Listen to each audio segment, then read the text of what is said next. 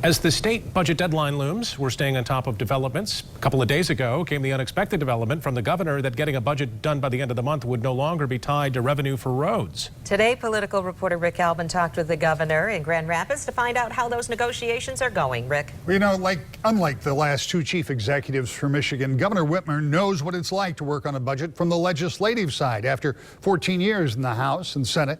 Even though the Democratic governor is dealing with Republican-controlled legislature, the two sides have shown some signs of cooperation, like this on Auto No Fault.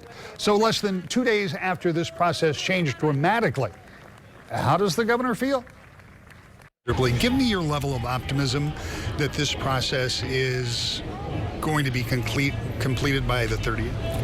You know, Rick, winds can change fast, and now that we're finally negotiating, unfortunately, they've really run down the time clock and have made it very difficult to get a budget done on time.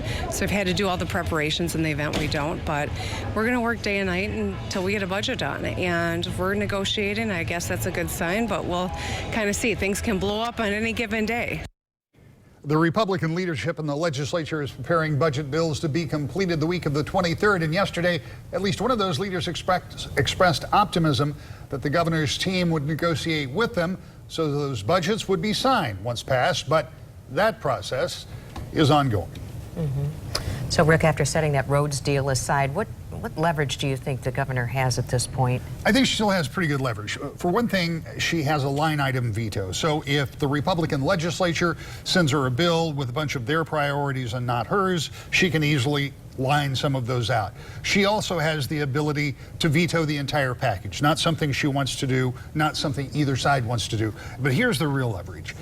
Work with me on this budget deal if you want to get any legislation passed the remainder of this year, because that ultimately is her leverage, right? Yeah. She's the governor. She's got to sign it, so there's got to be some give and take. Right. Thank you, Rick. You bet.